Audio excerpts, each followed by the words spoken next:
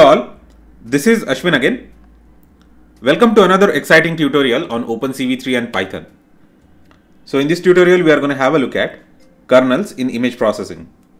So a simple search on Google returns a Wikipedia page when you search for kernel in image processing. So a kernel in image processing is nothing but a convolution matrix or a mask. So basically it's a matrix, it's a data structure, okay, and it is used for a variety of image processing operations like blurring, sharpening, noise removal, embossing, edge detection and all.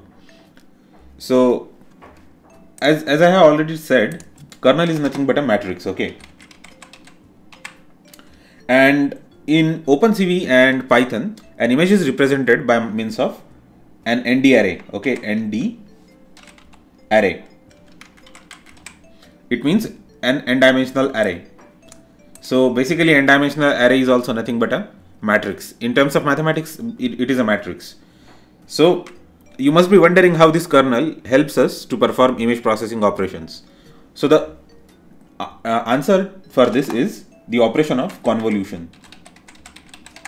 Okay, so the matrix of the kernel, okay, and n-dimensional array or matrix of the image, okay, both are convoluted, okay. So this is, so the Wikipedia says that this is accomplished by doing a convolution operation between a kernel and an image.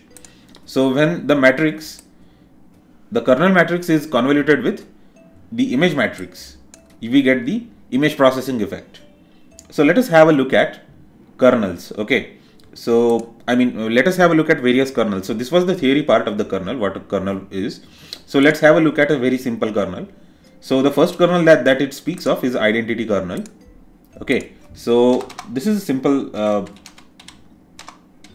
matrix, okay, with all the zeros except the center element. So when you apply this kernel on the image matrix, you get the same image. So that's why it is known as identity.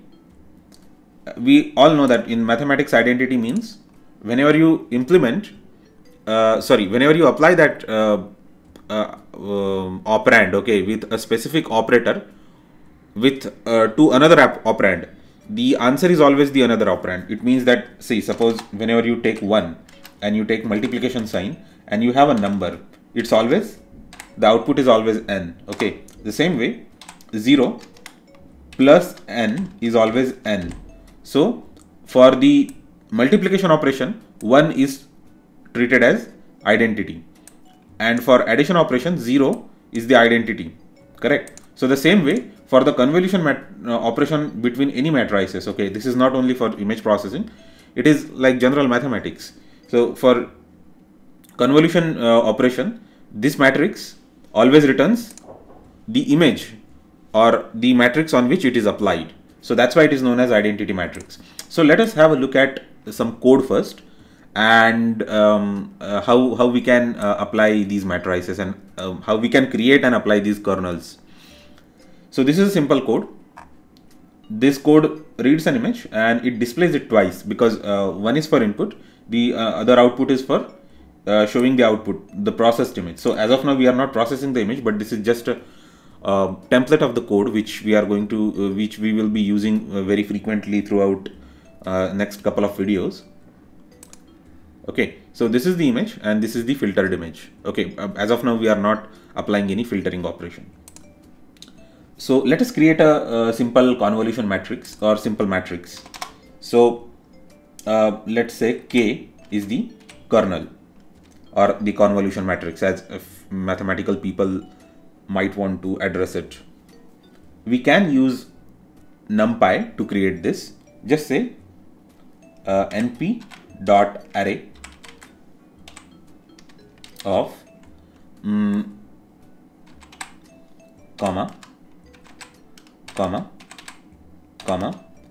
np.float32, okay.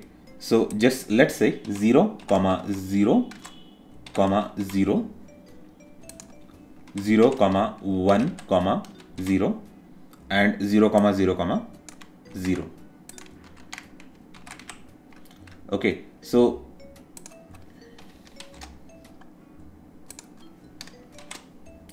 this is going to create a matrix. Okay, so it has created a matrix.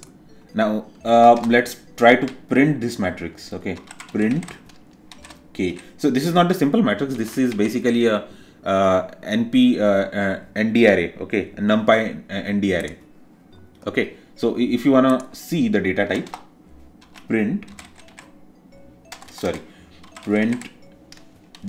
type of K. So this is going to return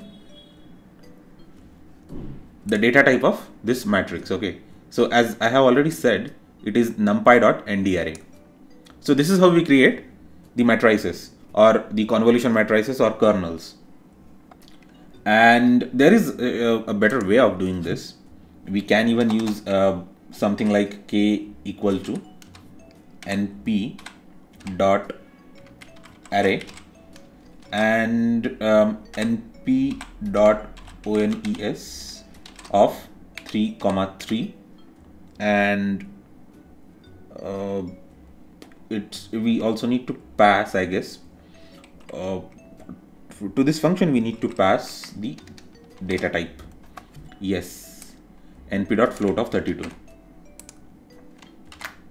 Hopefully the code is correct. I'm not quite sure of it, and if there is an error, it is gonna anyway tell us. Yeah. So, but in this case, we can just create the matrices consisting of all zeros or all ones. So you use these functions only when you want to have all the elements or as zeros or ones, right? There is other function also that is zeros, and yeah, it says zeros, right? Yeah, so it creates a matrix consisting of all the zeros. So this is how we can create the convolution matrices. So let's have a look at an example how we can implement apply these convolution matrices or kernels on images, and how we can obtain image processing effects. So in order to apply these matrices on or these kernels on image, we need to use a function known as filter2d. It's a OpenCV function, and it can be accessed by cv2 dot filter filter 2d. Okay, the first argument is the image img.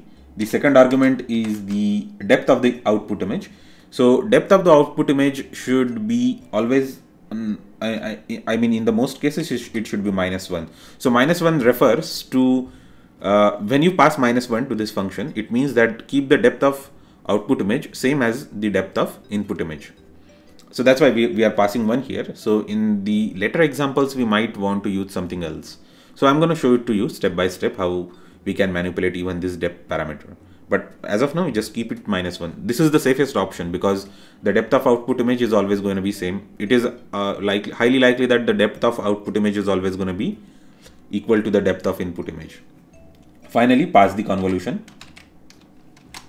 kernel or convolution matrices, a matrix, and it is going to compute. It is going to compute and return the convoluted image or the output image.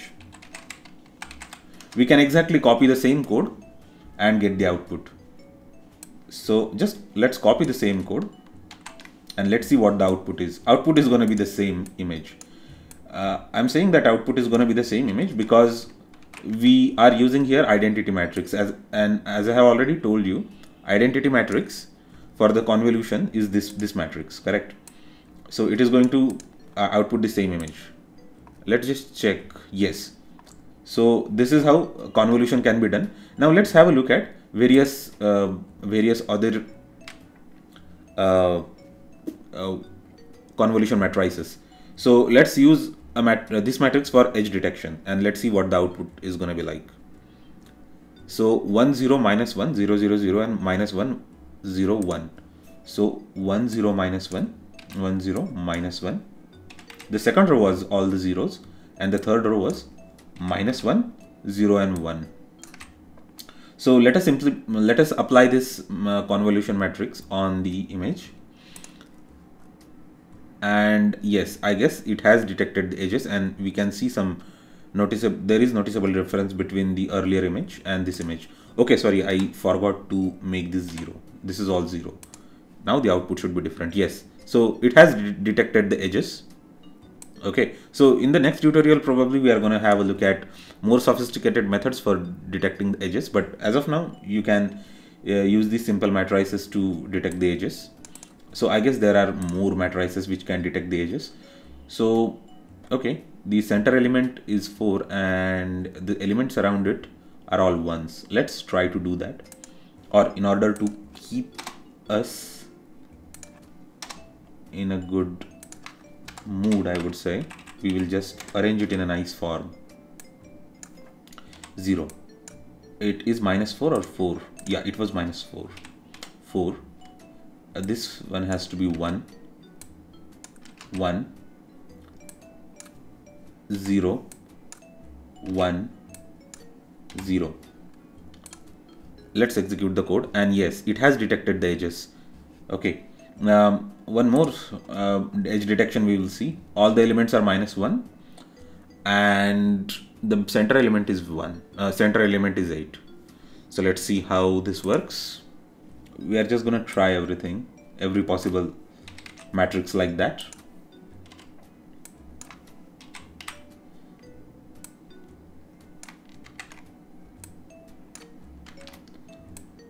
And the center element was 8, correct? It's not -8. Yes, we even got sharper edges, I would say. Okay, let's use sharpen matrix, should we? There are so many effects actually to be done. So let's try to create this effect, box blur. So box blur, for that we can use this code np.ones ONES, and we will just delete this line as of now. And they say that it should be divided by 9. It means that all the elements of this matrix are divided by 9 when we multiply it by 1 by 9.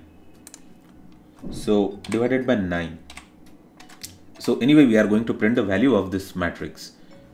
We will be able to see the values, okay, on the screen before. Yes. So the value is 1 divided by 9 equals to 0.11111. So yeah, but I couldn't see the box blur effect in action. I guess it is blurred, the image is blurred, but it might not be like quite apparent. So let's increase the size of this matrix if we can, and 7 into 7 equals to 49. So I think that the blur effect will be more prominent now. Oh yes, now you can see the image is clearly blurred, correct? Earlier this image is a bit shiny, correct? The surfaces of the capsicums or the peppers, they are more shiny now, and in the output image they are less shiny. And if you want to have like this 11 into 11, so what is 11 into 11? 121. I hope I'm correct. Yes, now we can see the blur more prominently. I mean, the difference between these two images is quite apparent. So this is how we can manually compute the matrix. Okay, we can manually decide which matrix to apply, and there are so many more effects. Let's try to do sharpening. So sharpening is opposite of blur, and let's try to achieve this effect, should we?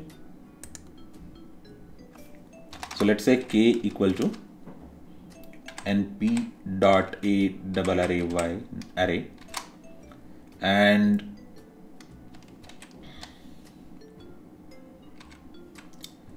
the matrix was 0 minus 1 0 0 minus 1 0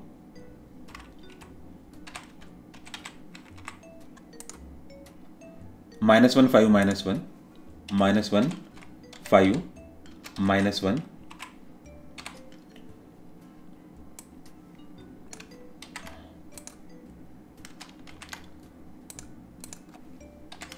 np dot float 32.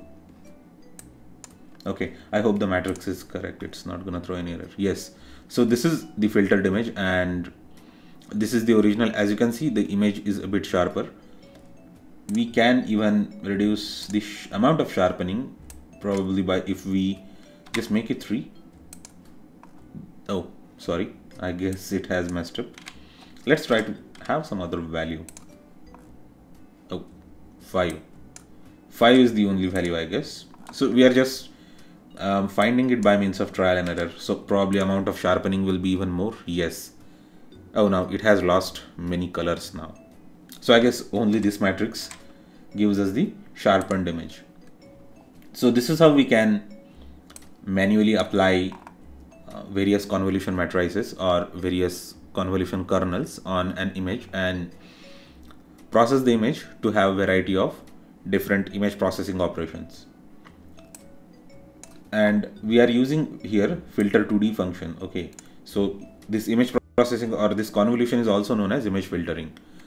It is known as image filtering because we have the original image and then we apply this sort of filter on this image and then it gives us the output image, and it creates, as we have already seen the examples, right? We have just seen here 3 examples of 3 different image processing effects. The first one was the blurring, the second one was the image sharpening, and then edge detection. Correct.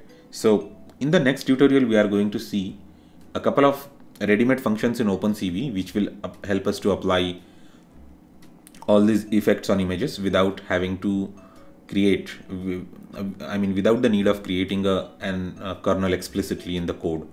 Okay, so thanks a lot for watching my video. Let me know your thoughts and suggestions in the comment section. Don't forget to like, share and subscribe. I will see you next time.